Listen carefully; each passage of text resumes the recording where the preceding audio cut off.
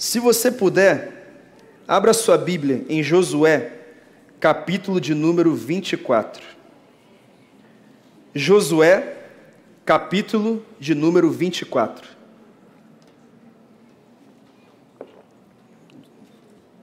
Certo. Eu vou ler do verso 1 ao verso 15. Você encontrou aí? Amém? Vamos ler. Então Josué reuniu todas as tribos de Israel em Siquém. Convocou as autoridades, os líderes, os juízes e os oficiais de Israel. E eles compareceram diante de Deus. Josué disse a todo o povo: assim diz o Senhor, o Deus de Israel: há muito tempo, os seus antepassados, inclusive Terá, pai de Abraão e de Naor, viviam além do Eufrates e prestavam culto a outros deuses. Mas eu tirei seu pai, Abraão, da terra que fica além do Eufrates, e o conduzi por toda Canaã, e lhe dei muitos descendentes. Dei-lhe Isaque, e a Isaque dei Jacó e Esaú. A Esaú dei os montes de Seir, mas Jacó e seus filhos desceram para o Egito. Então enviei Moisés e Arão e feri os egípcios com pragas, com as quais os castiguei, e depois tirei vocês de lá. Quando tirei os seus antepassados do Egito, vocês vieram para o mar, e os egípcios os perseguiram com carros de guerra e cavaleiros até o Mar Vermelho. Mas os seus antepassados clamaram a mim, e eu coloquei trevas entre vocês e os egípcios. Fiz voltar o mar sobre eles e os encobrir. Vocês viram com seus próprios olhos o que eu fiz com os egípcios. Depois disso, vocês viveram no deserto longo tempo. Eu os trouxe para a terra dos amorreus, que viviam a leste do Jordão. Eles lutaram contra vocês, mas eu os entreguei nas suas mãos. Eu os destruí diante de vocês, e vocês se apossaram da terra deles. Quando Balaque, rei de Moabe, filho de Zippor, se preparava para lutar contra Israel, mandou buscar Balaão, filho de Beor, para lançar maldição sobre vocês. Mas eu não quis ouvir Balaão, de modo que ele os abençoou vez após vez, e eu os livrei das mãos dele. Depois vocês atravessaram o Jordão e chegaram a Jericó. Os chefes de Jericó lutaram contra vocês, assim como os amorreus, os ferezeus, os cananeus, os hititas, os girgazeus, os heveus e os jebuseus, mas eu os entreguei nas mãos de vocês. Eu lhes causei pânico para expulsá-los de diante de vocês, como fiz aos 2 reis amorreus. Não foram a espada e o arco que lhes deram a vitória. Foi assim que dei a vocês uma terra que não cultivaram e cidades que vocês não construíram. Nelas vocês moram e comem de vinhas e olivais que não plantaram. Agora temam o Senhor e sirvam-no com integridade e fidelidade. Joguem fora os deuses que os seus antepassados adoraram além do Eufrates e no Egito, e sirvam ao Senhor.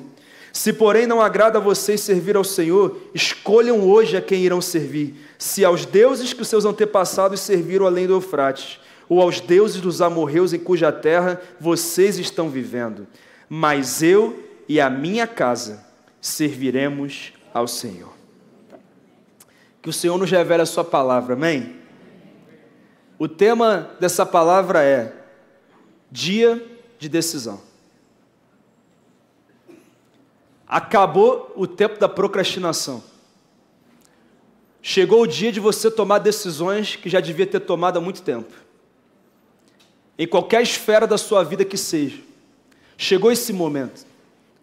E a vida é feita de decisões. Nós não somos aquilo que sentimos, não somos aquilo que falamos e nem somos aquilo que prometemos. Nós somos aquilo que nós decidimos ser e fazer. Essa é uma verdade. Por exemplo, você hoje tomou decisões, como, por exemplo, decidir vir a essa celebração. E quando você decidiu vir a essa celebração, você teve que decidir qual roupa usar para estar aqui. Você também, como algumas pessoas, decidiu tomar um banho, se arrumar, talvez comer alguma coisa antes dessa celebração. Decisões que você tomou. Você chegou aqui e também teve que tomar decisões. Por exemplo, uma das decisões que você tem que tomar numa celebração como essa é se você estará aqui apenas fisicamente ou se você realmente estará aqui conectado com o que está acontecendo nessa celebração. É mais uma decisão que você precisa tomar. E essas decisões que eu citei se somam às cerca de 300 decisões que um ser humano toma diariamente. Desde as pequenas decisões, como beber água, como escovar os dentes, até as grandes decisões. E a verdade, queridos, é que nós somos o resultado das nossas decisões. Hoje você está aonde você decidiu estar. O seu casamento está do jeito que você decidiu que ele estaria hoje.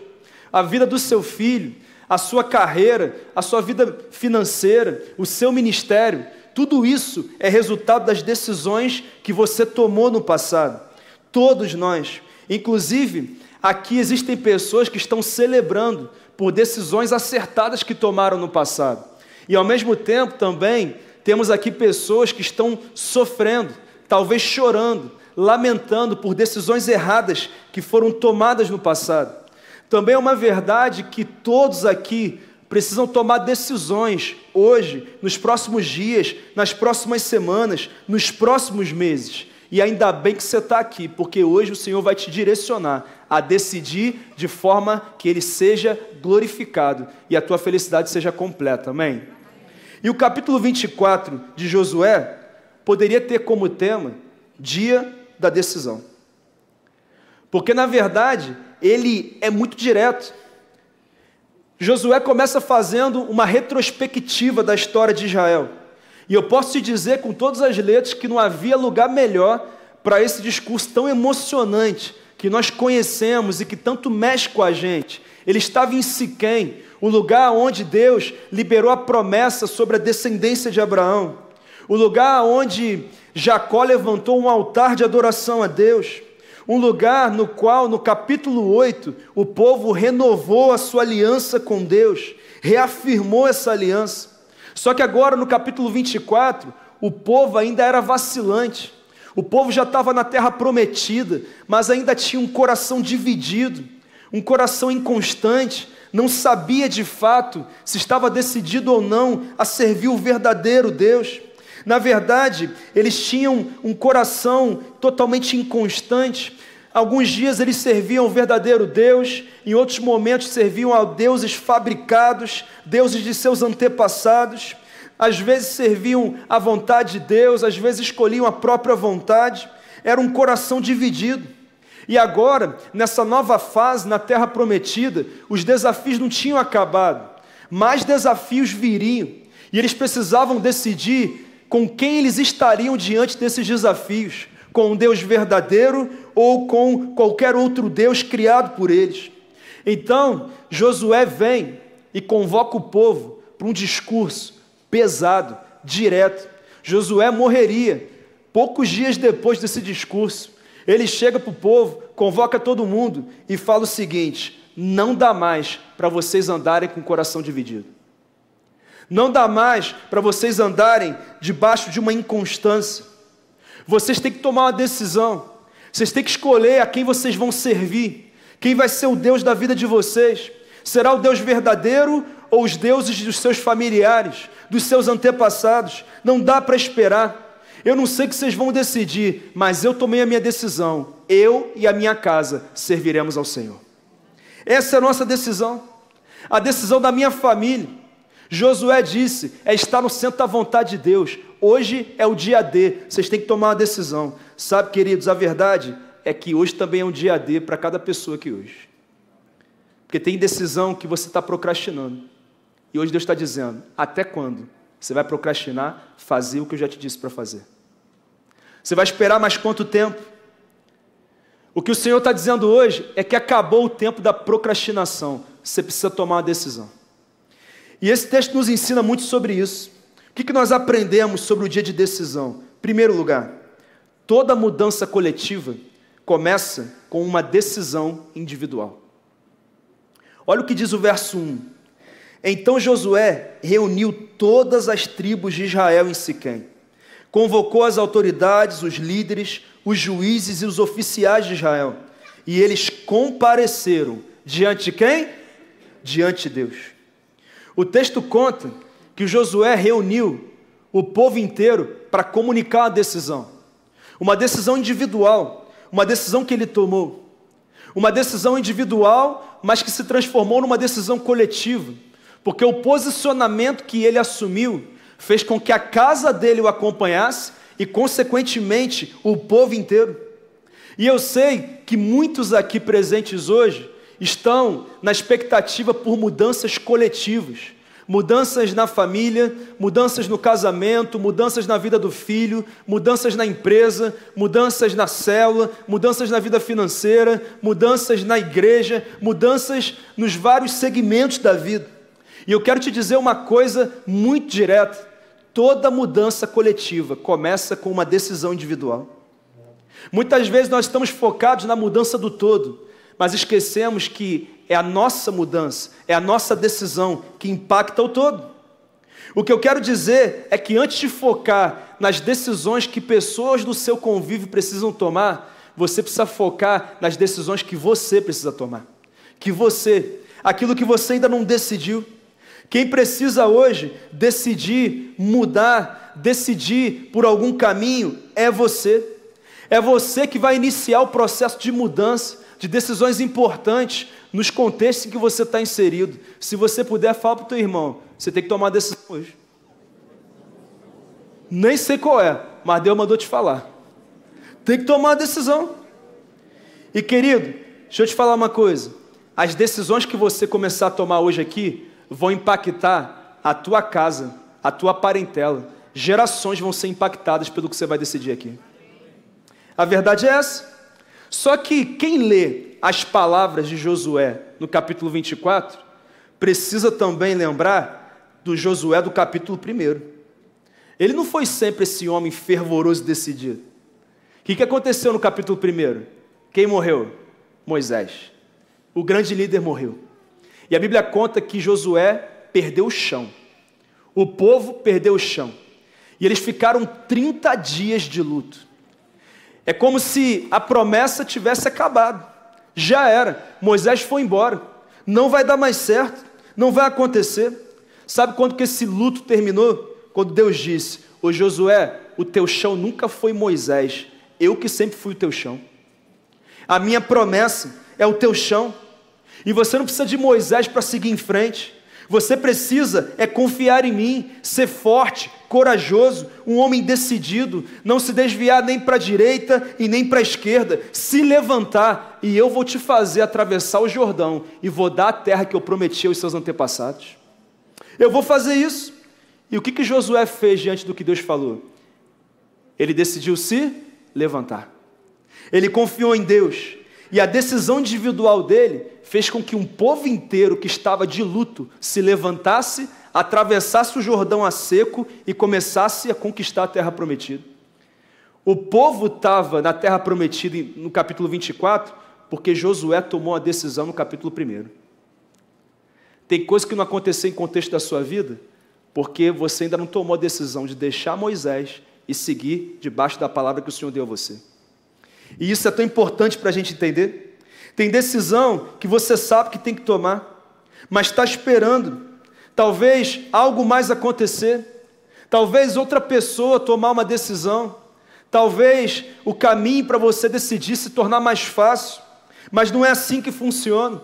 Tudo começa a mudar através das nossas decisões.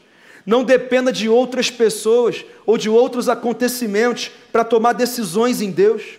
O texto não conta que Josué esperou o povo se levantar e dizer: ó Josué, nós estamos contigo, se você se levantar nós vamos conquistar a terra. Não, o texto diz que Josué se levantou e disse: Deus é conosco, a terra é nossa, e assim ele conquistou. Ou seja, toda mudança coletiva começa com uma decisão individual. Deixa eu te fazer uma pergunta: você está esperando alguma coisa para fazer o que Deus já te disse para fazer? Ou será que você já tomou essa decisão? Não fique esperando outras coisas acontecerem. Eu te faço uma pergunta: se Josué tivesse se acovardado, quem se levantaria para liderar o povo? Quem era o auxiliar de Moisés? Josué. Quem que ficava na porta da tenda do encontro, quando Moisés ia lá para desfrutar da glória de Deus? Quem? Josué. Quem era o cara que tinha que tomar a decisão? Era ele. Pastor, o que isso tem a ver com a minha vida? É simples, quem está ouvindo essa palavra é você. É você que tem que decidir mudar. Quem está na tenda do encontro é você. É você que vai levar e vai carregar o que Deus está fazendo aqui para aquelas pessoas que não estão aqui. É você. É você. Tem que se levantar. A decisão individual de Josué empoderou o povo para conquistar. A posição dele carregou a família dele. Porque as nossas decisões individuais impactam o coletivo, tanto para o bem quanto para o mal. E Josué sabe bem disso, porque no capítulo 7, o povo vai enfrentar o exército da cidade de Ai. E pelo nome você já sabe que a cidade era fraquinha, né? Complicado. Mas depois de vencer o povo de Jericó, que era forte e numeroso, ele sofre uma derrota arrasadora. 36 israelitas morrem. Sabe por quê? Porque um homem decidiu fazer o que Deus reprovava. Um homem. A decisão de um matou 36. E levou o povo a passar uma vergonha. Tão complicado isso. Nossas ações individuais impactam o coletivo. Quanta gente que colhe os frutos das nossas decisões, das suas decisões, seus filhos, seu casamento, talvez a sua empresa, a sua igreja, colaboradores, tantas pessoas, decisões individuais. Por exemplo, sexta-feira agora, nós tivemos essa vigília poderosa aqui. E assim, eu tenho 2 filhas pequenas, né? Uma de 4 anos, uma que vai fazer 3 sábado agora. E vigília de 8 da noite, sem hora para acabar, sexta-feira, você pensa várias vezes para trazer filho, né? É assim, né? Mas eu e Rafa falamos assim, vamos levar 2, deixa lá. Bora, vai dar certo. Tudo ok. As meninas só dormiram 1h30 da manhã aqui. Mas estava aqui. Eu fui criado assim, no meio do povo ali, no meio das vigílias. A gente fica pensando, não sei, vai ser difícil, vai ser complicado. Fácil não é não. Mas teve um momento da vigília, irmão, que o Espírito Santo se manifestou aqui de um jeito tão forte. E as pessoas começaram a ter visões, percepções claras, coisa muito forte. A Rebeca, a nossa primogênita, pulou no colo da Rafa, minha esposa. Eu estava do lado dela. Rebeca começou a confessar pecado. 4 anos.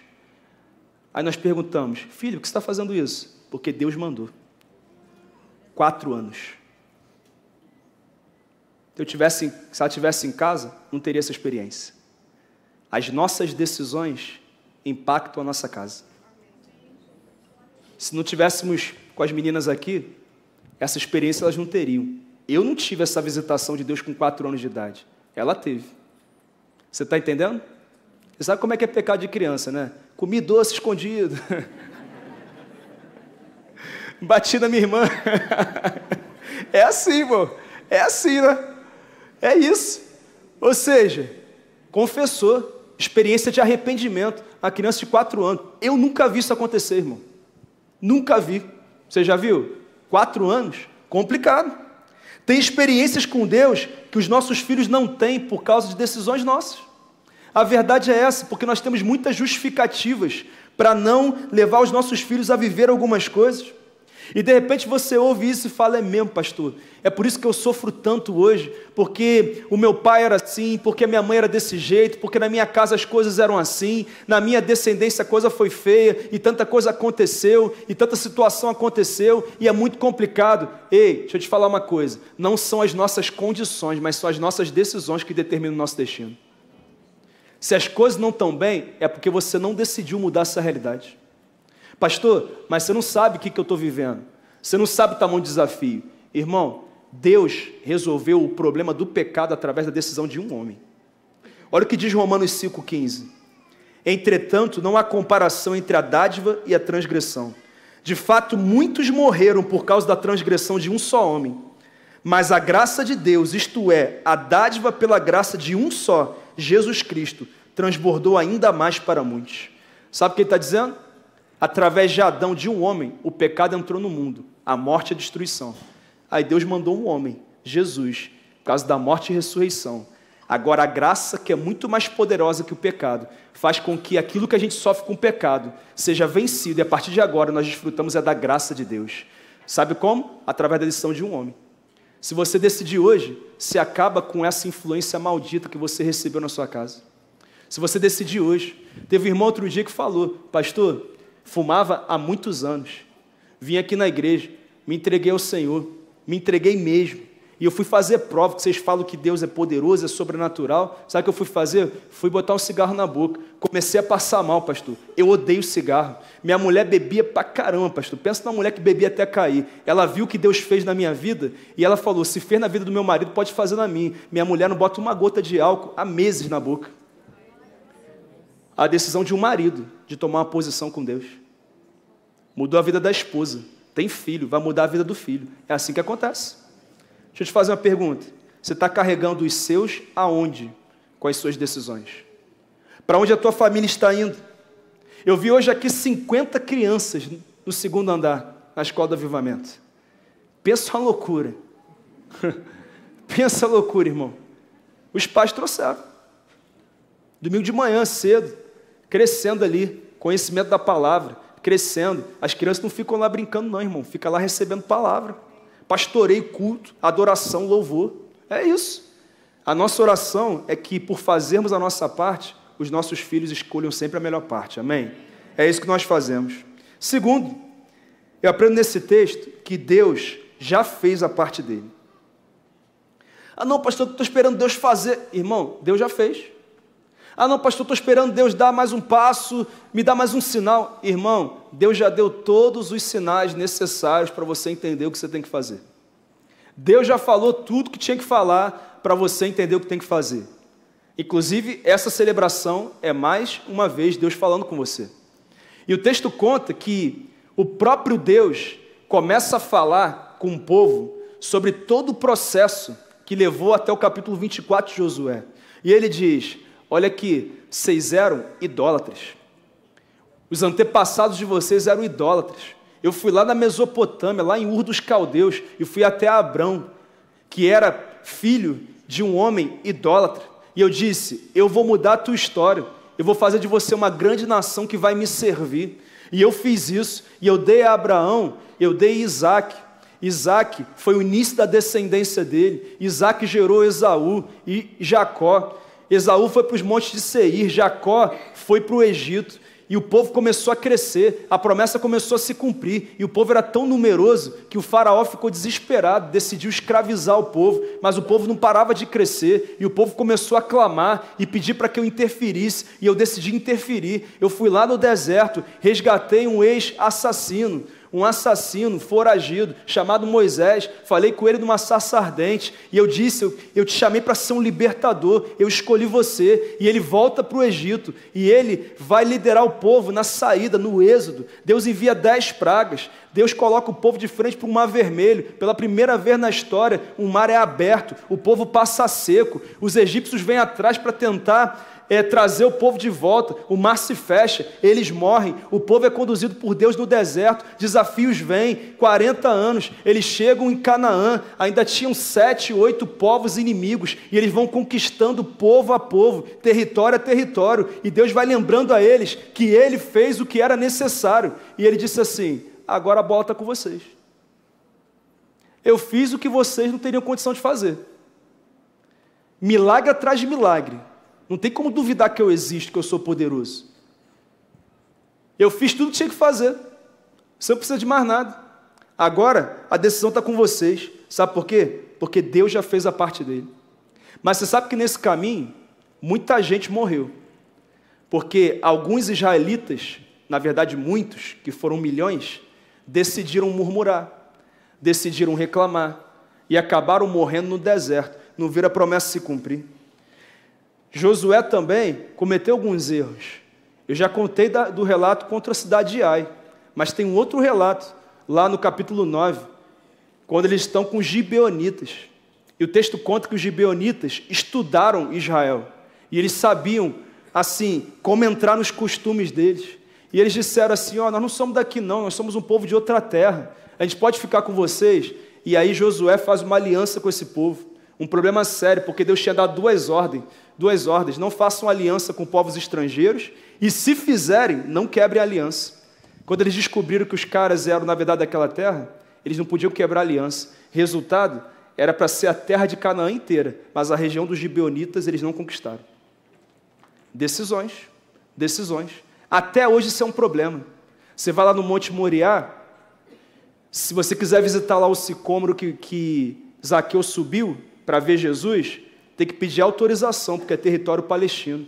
Se você for em Belém, na cidade de Jesus, você também tem dificuldade. Faixa de Gaza, território palestino. Semana passada, alguns palestinos invadiram o túmulo de Josué e picharam, dizendo morte aos judeus. Sabe de onde que surgiu isso tudo? Josué capítulo 9. Da aliança com os gibeonitas. Até hoje, o território não foi conquistado. Sabe por quê? Porque não adianta Deus fazer a parte dele. Nós temos que fazer a nossa. Tudo que Deus tinha que fazer, Ele já fez. Tudo que Ele tinha que fazer pela sua família, pela sua vida financeira, pela tua história, Ele já fez. Mas a pergunta é, o que é que você está decidindo fazer diante do que Deus já fez? Pergunta para o seu irmão, o que você está decidindo fazer? Aí, ó, teu irmão está chato hoje, né? Misericórdia. Irmãos, tem decisões erradas que têm consequências para o resto da nossa vida. A verdade é essa. Mas no meio desse discurso inteiro, Josué fala, Deus fez a parte dele. E vocês, o que vão fazer? Porque hoje as pessoas ficam assim, Deus, dá mais uma prova de que é o Senhor falando comigo, né? Mais um sinal, levanta alguém. Irmão, Deus já levantou muita gente, muita situação, muita circunstância. Ele já fez o que ele tinha que fazer. Agora a bola está com você. Você vai colocá-la para dentro ou vai circular de novo, levar para a zaga e vai voltar para trás? Tem que pensar nisso. Terceiro, toda decisão é tomada diante de Deus e deve ter como base o temor do Senhor. Vamos ler o verso 1 e depois a gente lê o verso 14. Então Josué reuniu todas as tribos de Israel em Siquém, convocou as autoridades, os líderes, os juízes e os oficiais de Israel, e eles compareceram diante de Deus. Verso 14. Agora temam ao Senhor e sirvam-lhe com integridade e fidelidade. Joguem fora os deuses que os seus antepassados adoraram além do Eufrates e no Egito, e sirvam ao Senhor. Irmãos, pensa assim na convocação. Josué mandou chamar as 12 tribos de Israel. Convocou autoridades, juízes, líderes, oficiais, todo mundo. E ele disse, é o seguinte, nós estamos aqui em Siquém, e o nosso Deus está aqui. E hoje, a pergunta dele é, qual decisão vocês tomarão diante da presença dele? Essa decisão não é diante da minha presença, ou diante do seu cônjuge, do seu amigo, do seu filho. Não. Toda decisão que nós tomamos é tomada diante de Deus. O que Josué estava dizendo era muito simples. Quando eu for decidir, eu tenho que pensar. O que Deus está achando da minha decisão? Porque eu estou diante dele. Eu não sei se você sabe, mas você está diante da presença de Deus, querido. Porque a Bíblia diz que onde houverem 2 ou 3 reunidos no nome dele, ele está o quê? Presente. Ele está aqui, mesmo que você não consiga ver. E quando Josué fala sobre isso, o que ele está dizendo é, se Deus está aqui e está chamando vocês a uma decisão, quando vocês forem responder, respondam para ele, não para mim. Você vai dizer para Deus que depois você pensa nisso? Que você está ocupado demais para focar nisso agora? Que não é o seu momento? É você e Deus. Ele é tão direto com eles. E queridos, isso é tão sério, porque muitas vezes nós esquecemos que toda decisão que nós tomamos diante de Deus. Se você não decidiu perdoar o seu cônjuge por alguma coisa ainda, você tem que entender que você está decidindo não perdoá-lo diante de Deus. Se você não decidiu acertar a tua vida com Deus ainda, você está fazendo isso diante de Deus. Não é uma igreja, uma instituição, um líder religioso, não é o teu pai, tua mãe, não é o teu irmão, não, é diante de Deus. É diante de Deus. Todas as decisões que nós tomamos são tomadas diante de Deus. E com Deus não se brinca. E muitas vezes nós tomamos decisões erradas ou procrastinamos decisões porque nós não entendemos ainda que nós estamos diante de Deus. Que nós estamos diante daquele que não brinca, daquele que não negocia princípios. E também erramos porque às vezes os nossos critérios para decidir são errados. E hoje eu quero dar o critério que Josué deu para decidir. Qual é o critério? É o temor do Senhor. Ele diz: temam a Deus, sirvam-lhe com integridade e fidelidade. Sabe qual é o principal fundamento, o principal critério para você tomar uma decisão? É o temor do Senhor. Pastor, o que é o temor do Senhor? É amar o que Ele ama, é detestar o que Ele detesta, é tornar o interesse dEle o nosso interesse, é realmente decidir que a minha decisão vai glorificar Ele, é quando eu temo ofendê-lo, desagradá-lo, entristecê-lo. E o temor do Senhor é resultado da certeza de que vale a pena obedecer a Deus. Quando Josué chega naquele lugar chamado Siquém e diz assim: olha aqui, eu tomei a minha decisão. Sabe por que ele faz essa decisão com tanta convicção? Porque Josué tinha memória, ele lembrava do que Deus já havia feito. Então quando ele estava falando aquilo, ele estava dizendo assim: sabe por que eu tenho tanta convicção? Porque tudo que Deus disse que ia fazer na minha vida, até hoje Ele fez. Então eu não tenho apenas fé sobre aquilo que Ele vai fazer, mas eu tenho memória sobre aquilo que Ele já fez na minha vida. Às vezes, nós não damos alguns passos, sabe por quê? Porque nós esquecemos o que Deus já fez na nossa vida. Quantos passos de fé você já deu, irmão? E hoje Deus está te chamando para um passo de fé, e parece que você tem mais medo do que vai acontecer do que memória daquilo que Ele já te fez conquistar por passo de fé. E isso é tão sério, é tão importante da gente refletir sobre isso. Não é apenas a fé sobre o futuro, mas é a memória sobre o que aconteceu no passado. E queridos, eu nunca vi alguém se arrepender por obedecer a Deus. E Josué também não tinha visto. Então ele disse assim: eu decido fazer a vontade daquele que nunca falhou comigo. E ele começa a relembrar a história. Sabe por que ele faz isso? Porque tinha gente ali que não passou esse tempo todo na peregrinação do deserto. Ali, eles não tinham estado no Egito quando Deus fez tudo aquilo que fez. Não viram o mar se abrir na frente deles. Então Josué começa a lembrar o que ele fez. Sabe por que algumas pessoas não assumem compromisso com Deus? Porque não sabem quem Ele é. Não sabem o que Ele faz ou o que Ele pode fazer. Então, eu queria te dizer que o nosso Deus é o Deus do sobrenatural. O nosso Deus faz cego enxergar. O nosso Deus faz mudo falar. O nosso Deus faz coxo levantar. O nosso Deus faz pecador se arrepender. O nosso Deus salva casamento. O nosso Deus cura câncer. O nosso Deus cura depressão. O nosso Deus cura ansiedade, insônia. O nosso Deus faz um contrato que foi perdido ser reconstruído só porque Ele decidiu fazer. O nosso Deus fala com alguém do outro lado do mundo se você pedir para Ele falar, porque Ele é onipresente, Ele está em todos os lugares. O nosso Deus sabe de todas as coisas. Esse é o nosso Deus. E a Bíblia diz que Ele é o mesmo ontem, hoje e para sempre. O que Ele fez no passado, Ele continua fazendo hoje. E isso começou há muito tempo atrás. Eu queria que você entendesse isso. Sabe qual é a pergunta feita por alguém que teme ao Senhor antes de decidir? O que Jesus faria nessa situação? Talvez tenha sido essa pergunta que José fez para si mesmo, para fugir da mulher de Potifar e não cometer adultério. Talvez tenha sido essa pergunta que Davi não fez quando decidiu adulterar com Batseba. Talvez tenha sido essa pergunta: o que é que Deus faria? O que é que Deus faria nessa situação? E isso é tão importante porque isso nos ensina princípios fundamentais. Você não decide perdoar uma pessoa porque ela merece. Você decide perdoar uma pessoa porque você teme a Deus e você quer ter felicidade plena. É muito simples, é muito simples. Você não rejeita um dinheiro ilícito porque você não quer mais dinheiro, mas porque você teme a Deus e sabe que só há bênção quando nós estamos no centro da vontade de Deus. Você sabe que Ele vai cuidar de você.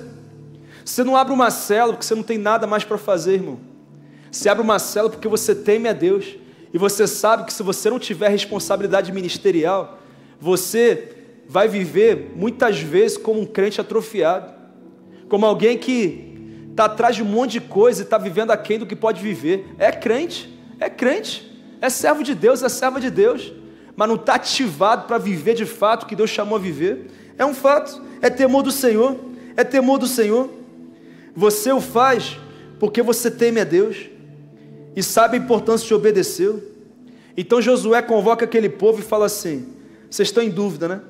Então, para ajudar vocês a tomar uma decisão, comecem temendo a Deus. Esse aqui é o segredo de decisões acertadas. É por isso que sempre que um casal chega no gabinete falando de divórcio, eu pergunto assim: vocês temem a Deus? Sim, pastor. Vocês confiam na palavra de Deus como a vontade de Deus? Sim. Então tá bom. A Bíblia diz que uma vez casado, casar para sempre. Então a gente só tem uma opção aqui. Qual, pastor? Nós vamos resolver. Nós temos que resolver. Não tem outra opção. É assim. Quem teme a Deus nem cogita fazer algo que Ele não aprova. Não cogita. No casamento, na vida. Às vezes eu sei que tem situações extremas, como adultério, como agressão e outras coisas, mas eu estou falando de algo diferente. Pastor, estou pensando em entregar um ministério, o que eu faço? Você fala com Deus, toda decisão é diante de Deus. Você fala para Ele: Deus, você me disse para fazer e eu não quero mais fazer. Você fala com Ele, porque a Bíblia diz: aquele que lança a mão do arado não pode olhar atrás. A gente não decide obedecer a Deus porque a gente está sentindo que tem que obedecer. A gente decide porque a gente teme a Ele. Porque a gente teme a Ele. São tantos exemplos que nós podemos dar aqui. Ah, pastor, estou com medo de ficar sozinho, então vou aceitar mesmo me envolver com uma pessoa que não tem a mesma fé que eu. É uma decisão sua, mas que você está tomando diante de Deus. Diante de Deus.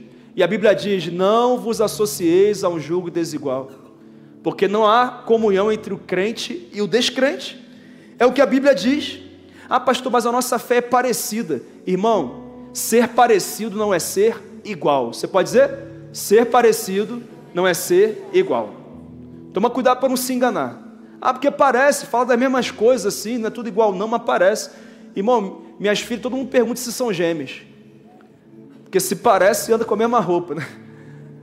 Se parece, mas não são iguais. E nem se fossem gêmeas seriam iguais. Não seriam, não são iguais. Ser parecido não é o mesmo que ser igual. O que é parecido não é igual. Irmãos, até de denominação para denominação na igreja evangélica tem diferenças. Um crê uma coisa, outro crê em outra. É ou não é verdade, irmãos? Imagina em religiões diferentes. Isso é tão sério.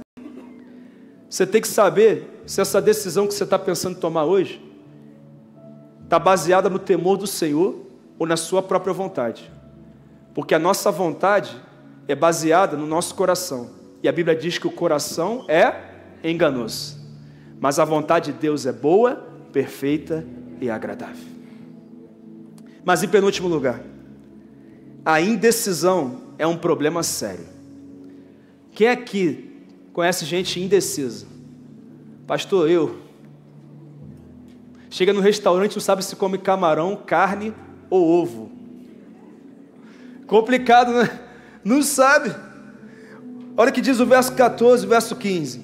Agora temam ao Senhor e sirvam-lhe com integridade e fidelidade. Joguem fora os deuses que os seus antepassados adoraram além do Eufrates e no Egito e sirvam ao Senhor. Se porém não agrada a vocês servir ao Senhor, escolham hoje a quem irão servir, se aos deuses a que os seus antepassados serviram além do Eufrates, ou aos deuses dos amorreus em cuja terra vocês estão vivendo. Eu, porém, e a minha casa serviremos ao Senhor. Irmão, o povo de Israel era um povo indeciso. Ele não sabia o que queria, irmão. Sabe aquele povo que domingo está na igreja e segunda está em qualquer outro lugar? Sabe aquela pessoa que o dia está vibrante no Senhor e outro dia parece que nem fé tem, porque está confiando em outras coisas? Era o caso do povo de Israel. E eu acho que só tem uma coisa pior do que uma decisão errada, irmão. Sabe o que é? É a indecisão. Por quê? Porque o indeciso não prospera. Você pode repetir comigo? O indeciso não prospera. Não anda para frente. Quando anda, anda para trás. E foi o que aconteceu com o povo de Israel. Milhões morreram no deserto, não avançaram. E eu queria que você entendesse uma coisa: o indeciso já tomou uma decisão. Qual é? Fracassar. Fracassar, não romper, não avançar, não prosperar, porque a indecisão atrapalha o projeto de Deus para a nossa vida. Se tem uma coisa destruidora é a procrastinação, irmão. E o que estava acontecendo naquele momento é que depois de Deus fazer tanta coisa no meio do povo de Israel, eles ainda estavam indecisos, não sabiam o que fazer. Então Josué disse: vocês têm que tomar uma decisão, porque um coração dividido bloqueia, limita o agir de Deus. Tem promessas que não foram cumpridas na sua vida ainda, porque você não tomou decisões que já deveria ter tomado. Mas ainda bem que você está aqui, que você pode decidir, e Deus pode abrir os céus sobre a sua vida, amém? Porque quem obedece atrai a benevolência do Senhor, a bênção do Senhor. Pastor, qual é o resultado da indecisão? Perda de oportunidades, estresse, ansiedade, falta de progresso. É isso. Um dia aquele povo servia a um Deus, outro dia servia a outro. Eu já contei aqui, eu acho que eu já contei aqui sobre o homem que estava em cima do muro, né? Já contei? O homem em cima do muro? Tinha um homem em cima do muro. De um lado estava Jesus, e Jesus estava praticamente gritando, dizendo: pula para o meu lado, vem para cá, acerta a tua vida, se batize, avança, confessa Jesus, dá um passo de fé, vem para cá, por favor, eu quero te perdoar do seu passado, eu quero te dar clareza no presente, eu quero garantir o teu futuro, eu estou com o passaporte para o céu aqui, está pronto para te entregar. Do outro lado estava quem? O diabo, camisa preto e vermelho, estava lá, foi o que contaram a história aí, foi o que contaram a história, ó, camisa preta e vermelha, de costas para o muro, nem olhava para o muro, irmão. E aí alguém chegou e perguntou: ô diabo, Jesus está lá desesperado para o homem pular para o lado dele, e você nem olha para o muro. Aí o diabo, com toda a sua inteligência, respondeu: é simples, quem está em cima do muro já é meu. Quem não se decide por Cristo, já está decidido a viver sobre o controle e o domínio do diabo. A Bíblia diz que aquele que não está comigo está contra mim, aquele que comigo não ajunta, espalha. Elias, diante dos profetas de Baal, lá no alto do monte, direto, naquele monte tão importante para o povo de Deus, ele chega e ele olha para 850 profetas de Baal e Azerá. Ele olha também para o povo de Deus, para os profetas de Deus que estavam com medo de Jezabel e de Acabe, e ele fala assim: aqui, vocês têm que escolher hoje a quem vocês vão servir. Se vocês vão adorar a Baal, adore a Baal. Se vão adorar a Deus, adore a Deus, mas não fique em cima do muro não, eu já decidi. Ele desafia 850 profetas de deuses pagãos, e ele fala: pede aí para o teu Deus mandar fogo do céu, pode mandar, e eu vou orar para o meu, quem mandar, vence. Legal? Beleza, pode fazer. Eles ficaram, e clamavam Deus, e tocaram instrumentos, e fizeram de tudo. O texto conta que eles até se mutilavam, como forma de adoração e devoção a esse Deus. O que aconteceu? Nada. Aí Elias abusa, né? Que ele fala assim: vamos fazer o seguinte, é para cair fogo? Então molha o altar, molha tudo aqui. Mas como assim? É isso mesmo. E ele faz oração: Senhor, mostra para eles que há Deus em Israel, mostra para eles, manda fogo. Irmão, vem um fogo não, vem um incêndio do céu, na hora, e consome o holocausto, na hora. E sabe o que acontece? Os caras começam a se render e dizer: o Senhor Jeová é Deus. Deixa eu te falar uma coisa, sabe por que as pessoas não se rendem ao Deus que você sabe que tem que se render? Porque você ainda não tomou uma posição para que Deus mostre através da sua vida que verdadeiro Deus é Ele, e não o que muita gente está servindo aí. Você está esperando alguma coisa. Elias tomou posição, você também precisa tomar. Você tem que tomar uma decisão hoje, você tem que escolher. Deixa eu te fazer uma pergunta: o que é que você quer da tua vida com Deus? Estou te fazendo uma pergunta mesmo. O que é que você quer da tua vida com Deus? O que é que você quer do teu ministério? O que é que você quer para o seu casamento? O que é que você quer para a tua carreira, para a tua vida financeira? O que é que você quer para a tua família? Você tem que tomar uma decisão, tem que tomar essa decisão. O que é que você está desejando para os seus relacionamentos? E aí, você vai ficar na igreja ou não vai? Vai ficar mais quantos meses procrastinando uma decisão? Você precisa decidir. Não dá para deixar para depois. E sabe qual foi o conselho de Josué para acabar com a indecisão? Joguem fora os deuses dos seus antepassados. Pastor, por que ele falou isso? Porque se tem algo que influencia a gente, é o ambiente familiar. Sim ou não? Tem gente que até hoje não se posicionou com Deus por causa da família. A verdade é essa. Então Josué fala assim: enquanto vocês não rejeitarem a fé que Deus não aprova, não espere que a sua família entenda o que você já sabe que precisa entender. Joguem fora. E ele fala: lancem fora os deuses dos seus antepassados que adoravam além do Eufrates, os deuses egípcios. Joguem fora até mesmo os deuses dos amorreus, cuja terra vocês estão agora vivendo. Ele é tão direto, tão direto. E sabe, queridos, nós precisamos entender isso, porque algumas pessoas não tomam decisões porque estão preocupadas com as reações de outras pessoas. Mas deixa eu falar uma coisa: ninguém vai pagar a tua conta espiritual. Só Jesus pagou essa conta, irmão. Ninguém vai pagar a tua conta. Ninguém. E quando você não decide por algo, por causa da pressão de outra pessoa, quem está escolhendo para você é essa pessoa. E decisões espirituais são decisões individuais. Nós temos que fazer a nossa parte. Quem está entendendo aí, gente? Tome uma decisão. Tome uma decisão. Não tenha medo. Não seja covarde.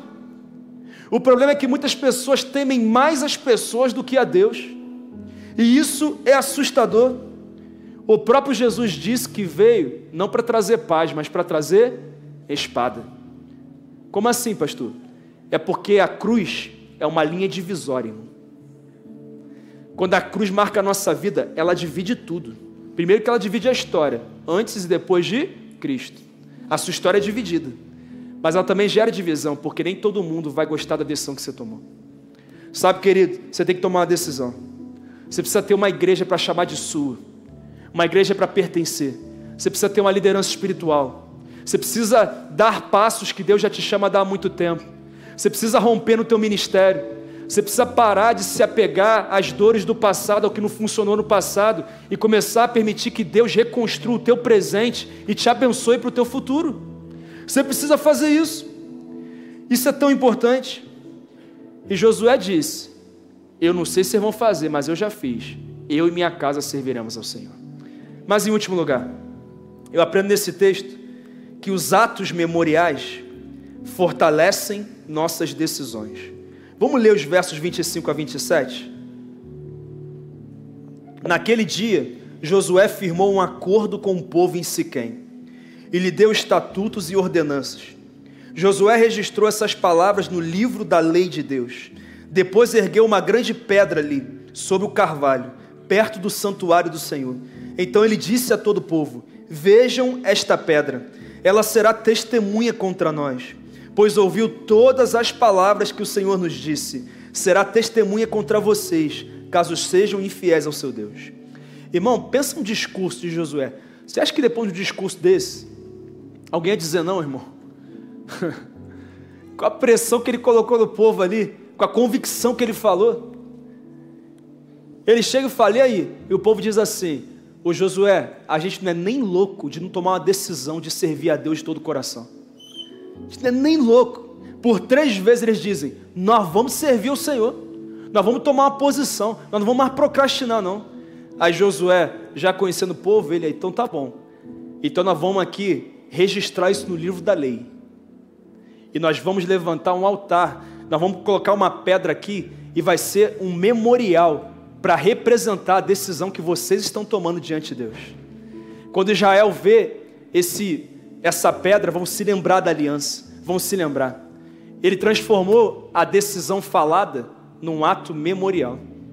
Deixa eu te falar uma coisa, você concorda comigo que quando nós oficializamos, fazemos uma cerimônia para oficializar algo, isso tem muito mais peso do que se nós não fizéssemos? É ou não é verdade? Muito mais peso, muito mais peso. Por exemplo, você não se sente comprometido mesmo, casado mesmo, enquanto você só é juntado. Verdade é essa. Você não se sente realmente vivendo o que Deus tem para você, enquanto você não se batiza. Você não se sente pertencente a uma igreja, enquanto você não se torna membro dessa igreja. É natural, não tem como. E nas gerações passadas, havia um pouquinho de exagero nessa coisa dos cerimoniais, né? Às vezes nem tinha a mudança do coração, mas tinha o cerimonial. Mas a nossa geração perdeu totalmente isso. Hoje tudo que tem a ver com algo mais memorial e cerimonial virou religiosidade. E a igreja todo domingo, isso é religiosidade, né? E a ceia, religiosidade. Se batizar, religiosidade, o que importa é o coração. Nós agora eliminamos totalmente a importância da cerimônia. Mas Josué sabia disso, sabe o que ele faz?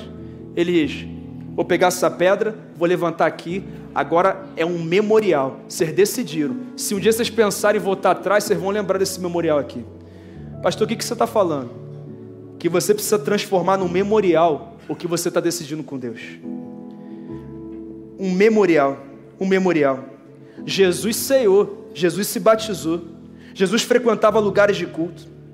Enquanto você não oficializar com uma cerimônia alguns compromissos, você não vai viver o que Deus tem para você. De repente, você nunca levantou a tua mão decidindo por Cristo num culto como esse. De repente você até já fez isso, mas você não se batizou, não assumiu um compromisso oficial, público. O compromisso que o povo assumiu foi público, na frente de todo mundo. O nome dele estava no livro da lei, está lá, está registrado. Será que você já fez isso? Se não fez, está na hora. Mateus 10, 32, eu queria que você lesse comigo. Mateus 10, 32 e 33. Você pode ler em voz alta? Vamos lá? Todo aquele que me confessar diante dos homens, também eu o confessarei diante do meu Pai que está nos céus. Mas aquele que me negar diante dos homens, também eu o negarei diante do meu Pai que está nos céus. Sabe quando que você é de Deus mesmo? Quando você confessa publicamente que é. E você tem a oportunidade de fazer isso agora. E eu quero orar por você. Eu quero orar para que você não deixe para depois o que você sabe que já tinha que ter feito ontem. O que você sabe que já está falando com você.